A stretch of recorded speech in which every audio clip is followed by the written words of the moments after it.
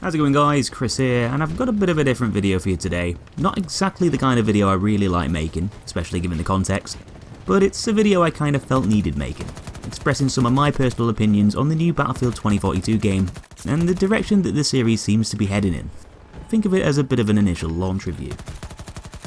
Now, I've been playing Battlefield 2042 since it came out, and although I do have to give the game credit in some areas, which we'll get onto in just a bit, I can't help but feel a bit disappointed overall with how the game's launched. The way it's changed some of the core foundations of the series, and of course the way that it's yet again another bug-filled Battlefield 4 style mess that the team over at DICE are now frantically trying to put right. I'm getting some serious sense of deja vu.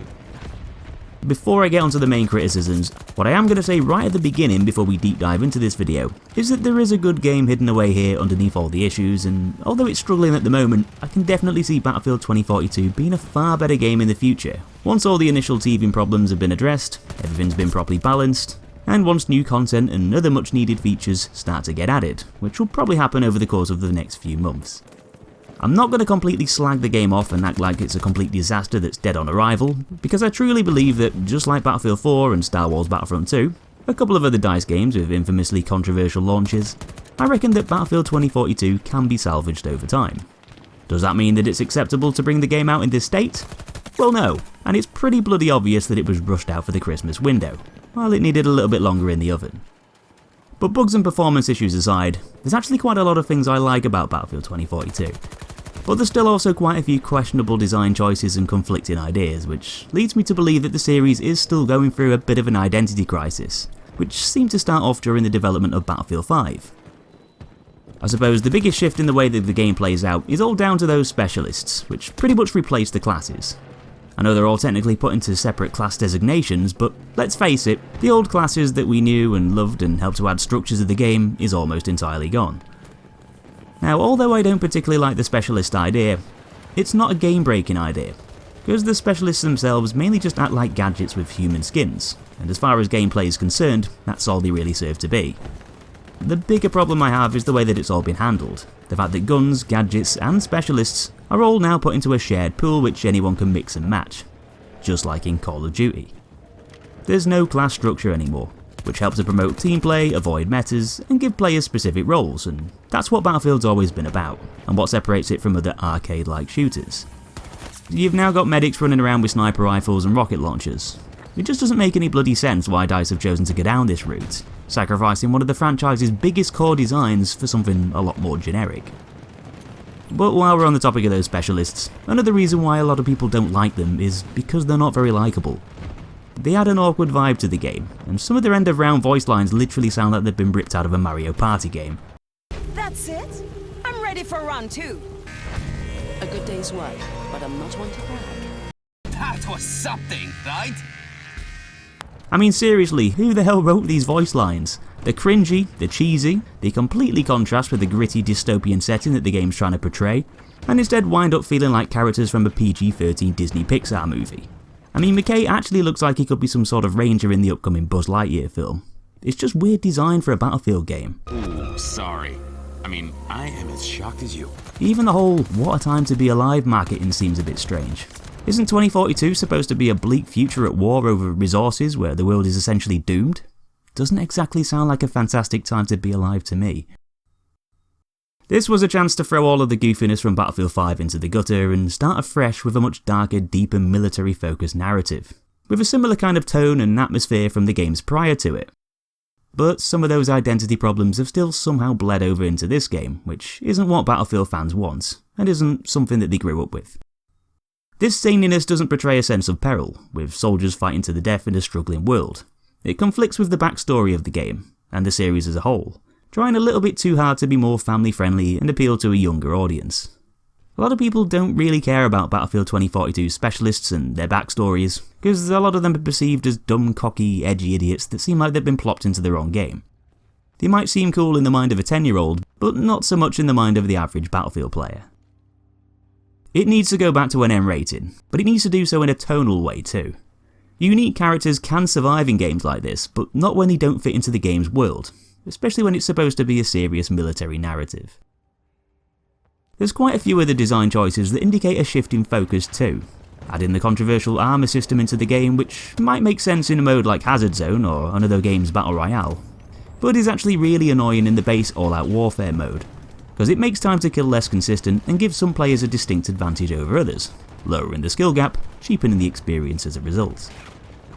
In the past Battlefield games, you can learn each individual's gun's kill times and skip from target to target, knowing round about how fast targets are going to get killed, but you can't really do that anymore.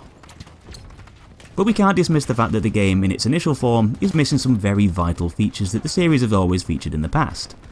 A traditional scoreboard is one of those features, and you can no longer see how you're performing compared to other players in the game, which is pretty much a staple for any competitive shooter, let alone something as big as Battlefield.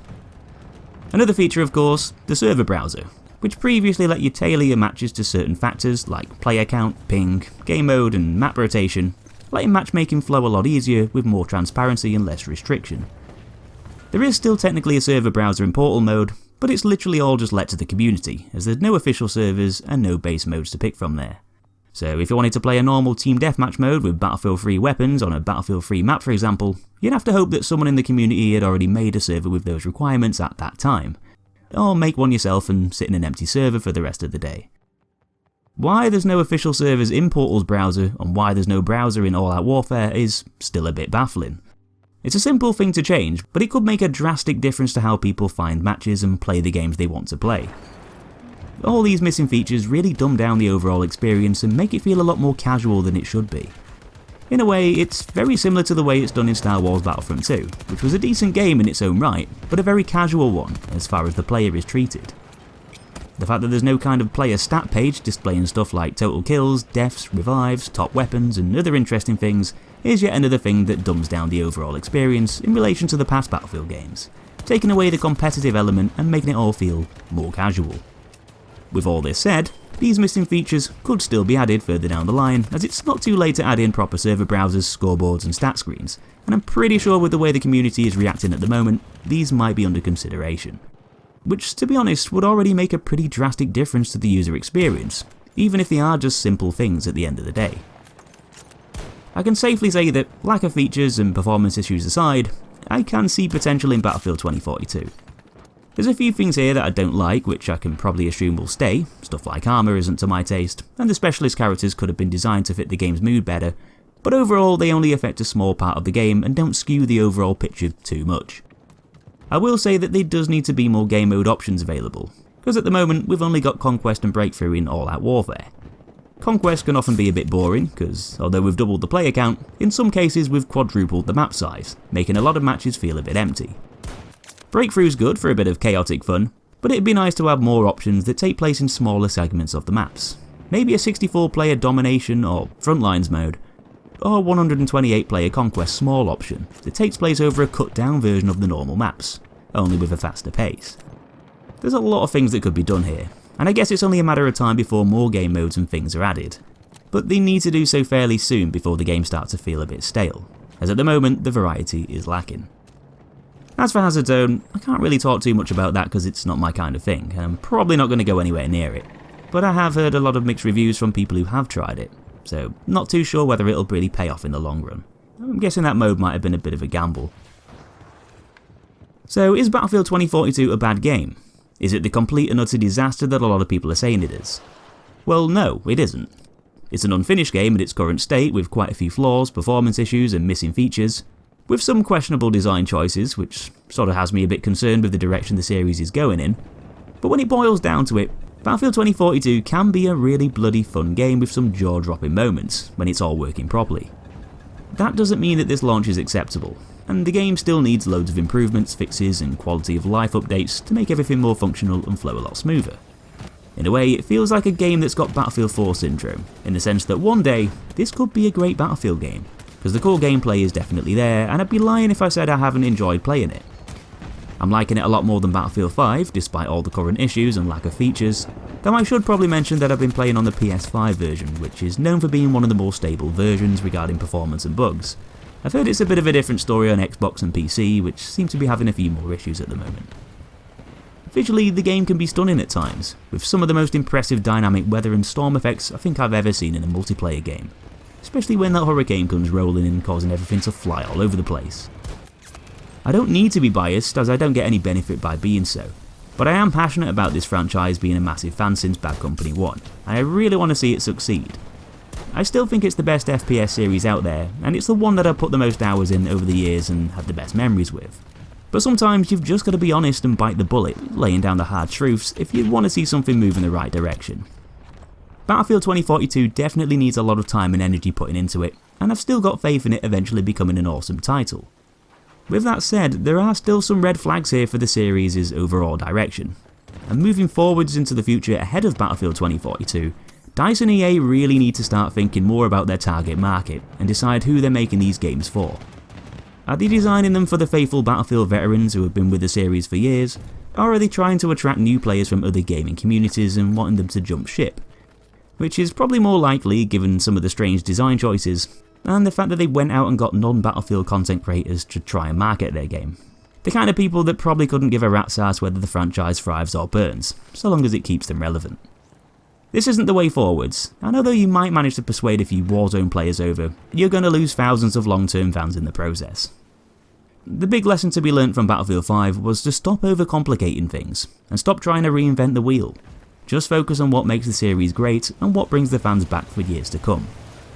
There are some reminiscent Battlefield elements in 2042, especially in Portal, which is kind of the point, but there's also a hell of a lot of things that have changed in the base game, things that really didn't need to change. Hopefully I'll be able to look back on this video in about 4 to 6 months when there's more features and content out and all the bugs have been squashed, and feel completely differently about Battlefield 2042 as a whole. But I can't help but feel a bit nervous about the direction of the series and the way things are shifting, with designers being too focused on being like other games rather than the thing it's supposed to be. Anyway, that's my take on the game's initial launch period, and what I think about the series as a whole at this point in time. Feel free to share your opinions on it all down below in the comments, and subscribe for loads more Battlefield content, including a bunch of new gun guides coming fairly soon. Thanks for watching guys, and I'll see you in that next episode.